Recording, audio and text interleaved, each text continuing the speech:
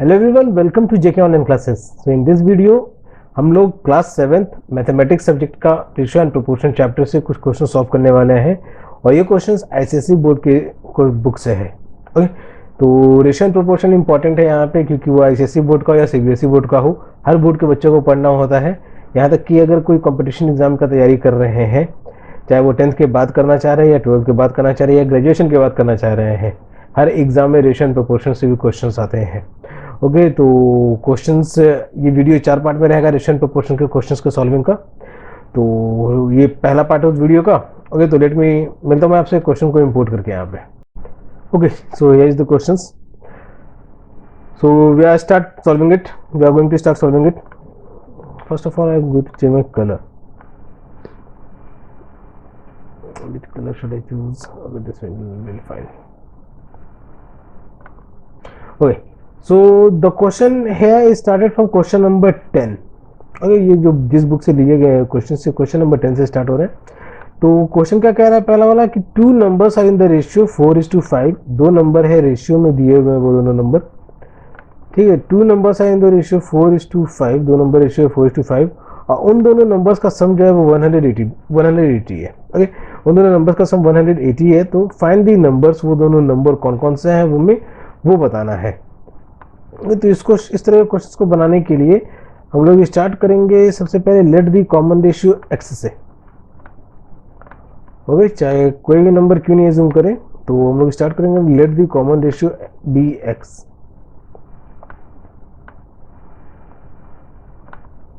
Okay, let us change the color of this too.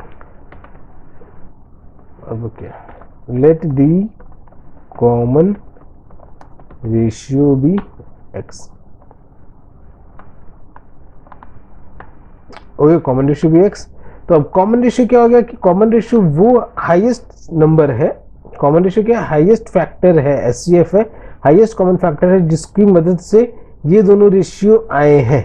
Okay, तो अभी क्या हो गया, गिवन रेशियो जो हमारा दिया हुआ है, गिवन रेशियो जो है अभी विच इज 4:5, तो इसके बेसिस पे हमारे बाकी के दोनों नंबर्स हो जाएंगे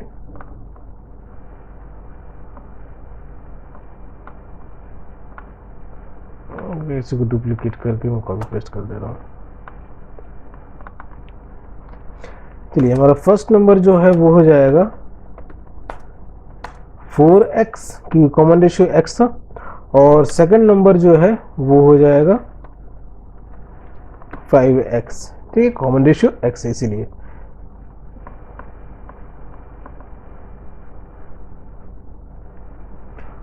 alright, so moving to the further, आगे बढ़ते हैं। तो अब यही कहा जा रहा है कि इन दोनों नंबर्स के का जो सम है 180 है। ओके, तो नंबर्स का सम यानी 4 multiplied by x plus 5 multiplied by x is equal to 180। तो 4x प्लस 5x कितना है, 180। तो 4 प्लस 5 इज इक्वल टू 9, तो 9x इज इक्वल टू 180, और 9 से 180 कट हो जाएगा 20 टाइम्स में। ओके, तो we obtain the value of x is equal to 20। हमें x का जो वैल्यू मिला वो मिला 20। ओके, तो अब यहाँ पे आंसर हमारा कंप्लीट नहीं हुआ है अभी। x क्या था, हमारा कॉमन रेशियो था। ओके, x क्या था, हमारा कॉमन रेशियो था। हमारे जो दोनों नंबर्स हैं, हमारे जो दोनों नंबर्स हैं वो है 4x और 5x। तो हमारा पहला नंबर जो है, हमारा फर्स्ट नंबर जो है वो हो जाएगा 4 into x, that is 4 into 20। Okay, first number जो है वो हो जाएगा 4 into 20 which is equal to 80, which will be equal to 80। और सेकंड नंबर जो है तो कितना हो जाएगा 5x which will be equal to 100। तो ये लिखने की जरूरत नहीं है, ये आप माइंड में कैलकुलेशन किया सकता है, इतना इजी। और इसको अगर वेरिफिकेशन करने के लिए कह देता है क्वेश्चन में, तो वेरिफिकेशन के लिए क्या कर रहेगा कि इन दोनों नंबर्स का जो सम है वो कितना कह रहा है क्वेश्चन में, 180 है। ओके, यानी 4x प्लस 5x जो है वो कितना है, 180। तो अब 4x प्लस 5x तो हमने यहाँ पे चेंज कर लिया उसको, उनके नंबर्स में। तो 4x आया है 80 और 5x आया है 100। तो इन दोनों का सम जो है अगर फाइंड आउट करेंगे तो कितना हो जाएगा 180। हेंस ये क्वेश्चन हो गया सॉल्व। दो नंबर जो है फाइंड आउट करने थे वो कौन कौन से नंबर्स हो गए? First number is 80 and second number जो हो गया वो कौन सा हो गया? Second number is 100। Alright guys, so we are moving to the next question now.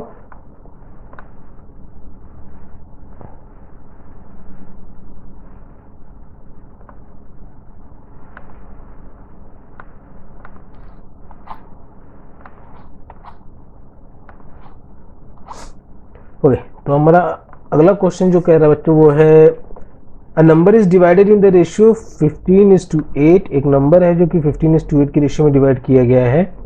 अब इसमें ध्यान रखिएगा कि एक नंबर है उसको डिवाइड किया गया है रेशियो में 15:8 में। If the second part is 56 find the number. Okay, second part हमें दिया हुआ है 56 है, लेकिन हमें फर्स्ट पार्ट नहीं दिया हुआ है।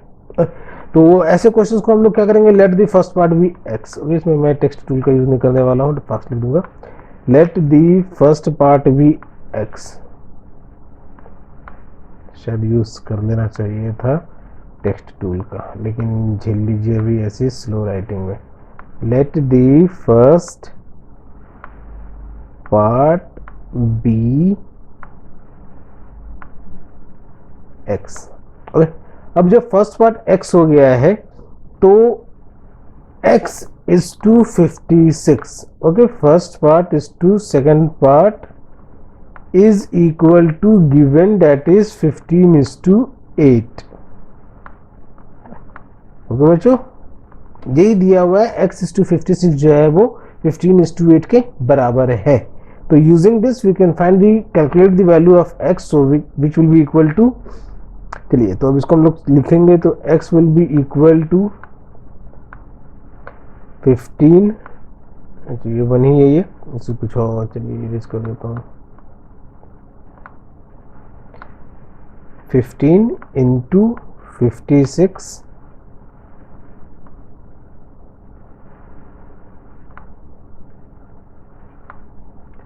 अपॉन 8। और 8 से 56 डिवाइड हो जाएगा 7 टाइम में, क्योंकि इसका आंसर हो जाएगा 35 एंड 10, तो 105। तो यही हो गया हमारा आंसर कि फाइंड दी नंबर। अब हमें नंबर फाइंड आउट करना है, तो हमारा फर्स्ट पार्ट आ गया 105। नंबर क्या होगा? फर्स्ट पार्ट और सेकंड पार्ट का सम। तो let me change the ink here. जो नंबर हमें क्वेश्चन में पूछा जा रहा है तो वो वैल्यू क्या हो जाएगा? Number will be equal to first plus second part का सम। ओके, पहले और सेकेंड पार्ट जो दोनों वैल्यू आए हैं उनका सम, ये ध्यान में रखिएगा। ये नहीं कि बस x का वैल्यू आया वही आंसर कंसीडर कर लीजिएगा। पहला पार्ट का वैल्यू आया हमें 105 और सेकेंड पार्ट का वैल्यू में पहले से ही दिया हुआ है 56। ओके, तो 105 plus 56 which will be equal to 161। Okay, तो मुझे आशा है कि ये स्मूथली समझ में आ जा रहा होगा। तो अगर आ जा रहा है तो इसे वीडियो को लाइक दे करके अप्रिशिएट करें, और मुझे भी प्रोत्साहन मिलेगा कि आपको समझ में आ रहा है, तो ऐसी और वीडियोस फास्ट से फास्ट तरीके से लाया करूँगा। ओके, तो moving to our next question, let me erase this part.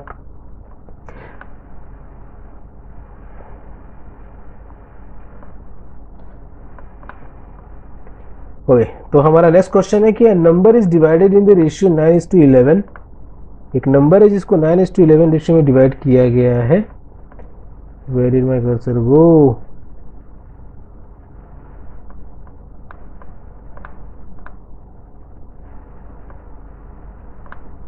एक नंबर है जिसको 9:11 में डिवाइड किया गया है और उसका फर्स्ट पार्ट है 72। तो नंबर के बारे में बताना है इसमें। और दोस्तों बहुत ही आसान क्वेश्चन है ये, क्योंकि इसमें पहला पार्ट दिया हुआ है, सेकंड पार्ट नहीं, नंबर बताना है हमें तो सेकंड पार्ट फाइंड आउट हो जाएगा। अभी पिछले क्वेश्चन की तरह ही बनाना है इसे। क्वेश्चन नंबर जो था वो ओके, पिछले क्वेश्चन की तरह ये सेम क्वेश्चन है, तो इसमें कुछ नया चीज़ नहीं है। अगर आपने क्वेश्चन नंबर 11 को समझ लिया है तो क्वेश्चन नंबर 2 भी बना लीजिएगा आप। इसमें सेकंड पार्ट फाइंड आउट करके फर्स्ट पार्ट और सेकंड पार्ट को ऐड कर देना है सिर्फ। ओके चलिए, तो मूव होते हैं अगले क्वेश्चन की तरफ, क्वेश्चन नंबर 13 की ओर। क्वेश्चन नंबर 13 का कह रहा है कि the ratio of the number of rose plants to that of the sunflower plant in a garden is 3:5। Okay, तो रेशियो दिया हुआ है रोज प्लांट्स का और सनफ्लावर प्लांट्स का एक गार्डन में, जो कि है 3:5। Okay, and if there are 25 sunflower plants, अगर 25 सनफ्लावर प्लांट्स हैं तो नंबर ऑफ रोज प्लांट्स इसमें फाइंड आउट करने के लिए कह रहा है। ओके, तो रेशियो किस किसका दिया हुआ है? रोज प्लांट का, सनफ्लावर प्लांट का। चलिए, तो इसके लिए टेक्स्ट टूल का यूज करूंगा। सो रोज प्लांट रेशियो ऑफ कर देते हैं, ratio of rose plant and sunflower plant is 3:5। ये जो रेशियो दिया हुआ है रोज प्लांट और सनफ्लावर प्लांट का वो कितना है? तो 3:5 है। ओके, अब आगे का स्टेटमेंट क्या जाएगा कि if there are 25 sunflower plants, 25 sunflower plants हैं, सनफ्लावर प्लांट्स हैं, तो number of sunflower plants is equal to 25. Find the number of rose plants. Okay. To find the number of rose plants, we will first of all consider the number of rose plants is x. Let the number of rose plants be x. Okay. अब क्या करना है कि x जब assume हो गया तो अब हम इसको रेशियो के फॉर्म में लिख लेंगे। अब हमें कुछ नहीं करना है, अब हमें इसको रेशियो के फॉर्म में लिख लेंगे। अब कैसे लिखेंगे वो देखिए। तो कुछ नहीं, रेशियो किस किस का दिया हुआ है? Rose plant by sunflower plant. Okay, तो रेशियो दिया हुआ है rose plant by sunflower plant का, तो रोज बाय सनफ्लावर। ओके, तो रोज का काउंटिंग कितना दिया हुआ है? कुछ नहीं, जिसे हमने x एज्यूम किया हुआ है, रोज को क्या एज्यूम किया है?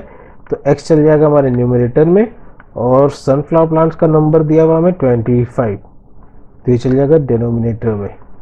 अब यही वैल्यू हमें जो दिया हुआ है रेशियो के फॉर्म में वो दिया हुआ है 3:5। और बहुत ही आसान क्वेश्चन होते हैं इस तरह के क्वेश्चन। तो अब यही 3:5, अब क्रॉस मल्टीप्लीकेशन की मदद से हम लोग x का वैल्यू फाइंड आउट कर लेंगे। ये कितना रहेगा? 3 multiplied by 25 and which will B divided by 5, जो कि डिवाइड हो जाएगा 5 से। तो 5 से 25 गया 5 टाइम में, x का वैल्यू कितना हो जाएगा? 15। क्लियर बच्चों? x का वैल्यू कितना हो गया? 15। तो number of rose plants is equal to 15, और जो रेशियो है वो भी सही है। अगर 15/25 का रेशियो फाइंड आउट करेंगे तो 3/5 ही होगा। ओके, दोनों किससे डिवाइड होंगे? तो 3 से डिवाइड होंगे। और दोस्तों, तो ये था हमारा क्वेश्चन नंबर 13, और अभी क्वेश्चन नंबर 14 की ओर। तो उससे पहले इस पार्ट को इरेज कर देता हूँ। इन सारे क्वेश्चंस के स्नैपशॉट्स आपको जेके ऑनलाइन क्लासेस के वेबसाइट पे भी मिल जाएगा, जो कि आप जिसका लिंक आपको डिस्क्रिप्शन में मिल जाएगा। ओके, तो अगर आप वीडियो में अभी जुड़े हैं, लाइव तो है नहीं लेकिन फिर भी अगर आप बीच में फॉरवर्ड होकर के जुड़े हैं तब भी वीडियो को लाइक कर दीजिएगा, चैनल पे नए तो सब्सक्राइब भी कर दीजिएगा। ओके, तो पहले मैं इसको इरेज कर लेता हूँ, फिर मूव करता हूँ अगले पार्ट की ओर।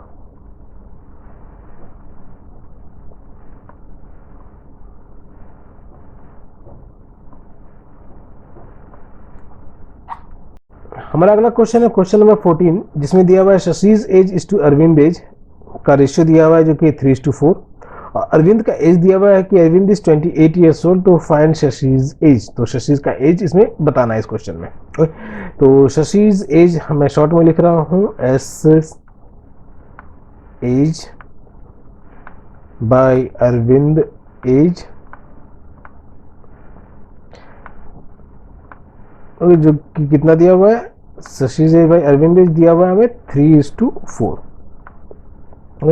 अब इसी का फॉर्म में हम शशि के एज को क्या मान लेंगे? या तो एस ए ही रहने दे शॉर्ट में, या तो x एज्यूम कर ले तो न्यूमरेटर में चला जाएगा वो, और अरविंद का एज का सिंप्लीफाइड वैल्यू हमें 4 दिया हुआ है डिनोमिनेटर में, तो अरविंद का एज हमें या क्वेश्चन में भी दिया हुआ है कि 28 ईयर्स ओल्ड है अरविंद का एज, तो अरविंद का एज चला जाएगा डिनोमिनेटर में 28।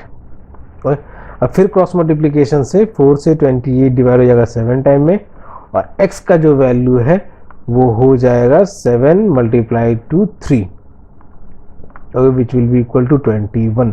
तो शशि का एज इस क्वेश्चन में जो कहा जाएगा वो कितना हो जाएगा 21। अरे तो इसको मैंने पूरे स्टेटमेंट के साथ एक्सप्लेन नहीं किया है, लेकिन रेशियो का इस्तेमाल कैसे करके इस क्वेश्चन को बनाया गया है ये आपको समझ में आ गया होगा, और नहीं आया होगा तो फिर से बैक जाकर के फिर से समझने की कोशिश कीजिए क्योंकि ज़्यादा टफ क्वेश्चन है नहीं। ओके, तो फिर आगे के क्वेश्चन की ओर बढ़ते हैं, तो इसको इरेज कर देता हूँ। तो अगला क्वेश्चन है कि विच ratio is greater in each pair of ratios given below, इनमें से कौन सा रेशियो बड़ा है, तो जो रेशियो के पेयर्स दिए हुए हैं इसमें। ओके दोस्तों, तो ऐसे क्वेश्चंस के रिगार्डिंग में बहुत ज़रूरी चीज़ क्या होती है कि इनके डिनोमिनेटर्स को कॉमन कर दो।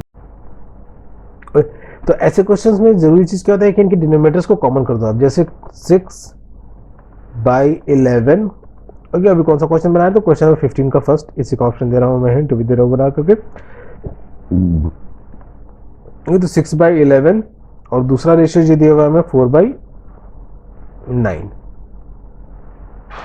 ओके, तो विच ratio is greater in each pair of ratios, इनमें से कौन सा रेशियो बड़ा है हमें ये बताना है इसमें। तो इसके लिए क्या कहेंगे, डिनोमिनेटर को कॉमन कर देंगे। ओके, डिनोमिनेटर कॉमन कर देंगे तो न्यूमरेटर डिफरेंट रह जाएगा, जिसके बेसिस पे हम कह पाएंगे कि कौन सा रेशियो बड़ा है। ओके, तो अब यहाँ पे एक नंबर है हमारा 11 और दूसरा नंबर है 9, तो 11 और 9 का एलसीएम फाइंड आउट करेंगे जो कि हो जाएगा 99। चलिए 6/11 को 99 के फॉर्म में लाना है, तो 6 को 9 से मल्टीप्लाई कर देंगे, 6 multiplied by 9 and 11 multiplied by 9,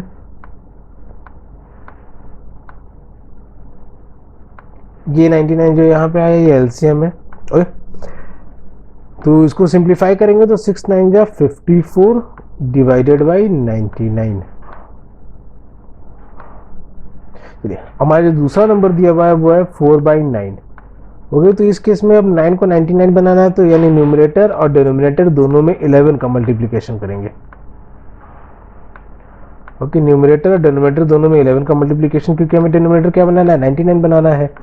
लेकिन इसमें सिंप्लीफाई करने पे या सॉल्व करने पे क्या दिख रहा है कि न्यूमरेटर में हमारा कितना है 44, तो डिनोमिनेटर कॉमन है दोनों में 99 99, और जिसका न्यूमरेटर बड़ा तो वो नंबर हमारा बड़ा, तो इस केस में 54/99 जो रेशियो है यानी 6/11 जो रेशियो है is greater in this pair.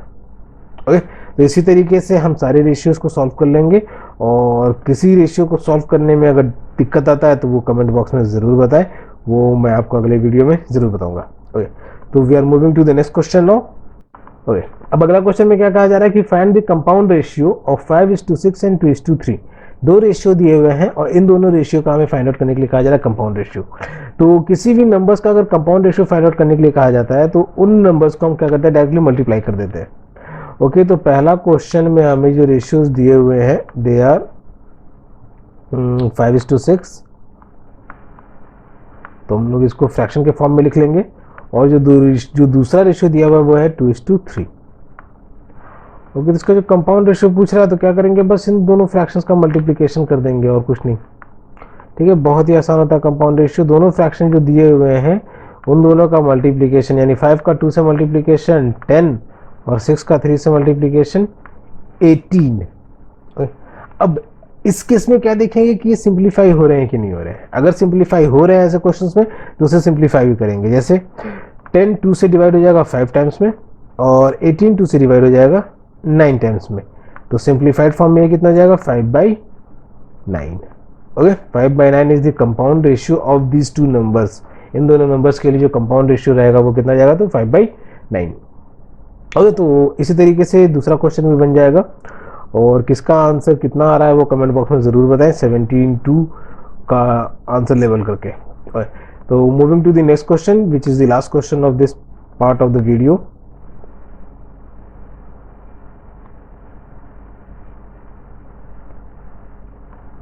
हमारा अगला क्वेश्चन है क्वेश्चन नंबर 18 और जिसमें कहा जा रहा है कि find the value of A to C. ठीक है, हमारा क्वेश्चन है क्वेश्चन नंबर 18 और इसमें कहा जा रहा है ए टू सी का वैल्यू फाइंड आउट करने के लिए।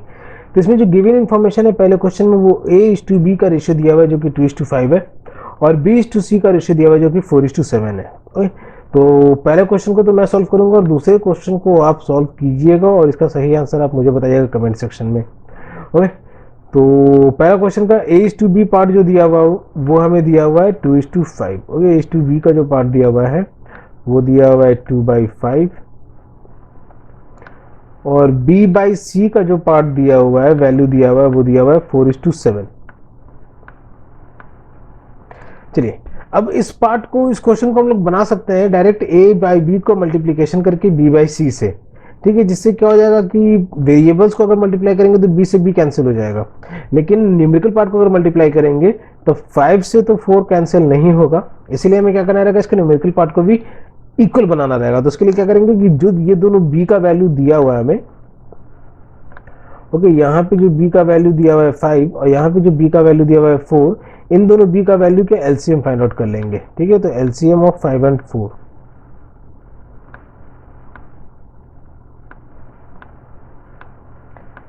जो कि हो जाएगा 20। ठीक है, इन दोनों नंबर्स को, यानी अब हम क्या करना है, इन दोनों नंबर्स की बी को 20 बनाना रहेगा। ओके, 20 बनाने का मतलब कि किसी ना किसी नंबर से मल्टीप्लाई होगा और वो नंबर से मल्टीप्लिकेशन न्यूमरेटर में भी होगा और डिनोमिनेटर में भी। तो a बाई बी नया फॉर्म में b को जब 20 बनाएंगे तो 4 से मल्टीप्लाई करेंगे क्योंकि b इसमें 5 दिया हुआ है, तो 4 से मल्टीप्लाई करेंगे तो ये हो जाएगा 8/20। ओके, और b बाई सी को, b में हमें 20 बनाना है तो उसको 5 से मल्टीप्लाई करेंगे तो ये बन जाएगा 20/35। ठीक है, 5 से मल्टीप्लाई होगा तो न्यूमरेटर डिनोमिनेटर दोनों में मल्टीप्लिकेशन होगा, इसीलिए 20/35। अब क्या करेंगे, दोनों को मल्टीप्लाई कर देंगे, यानी a by B multiply to b by C. ठीक, देखते रहिए कैसे होगा ये सॉल्व। तो ये क्या बन गया, b से b कैंसिल। ओके, समझे, 8/20 इंटू 20/35।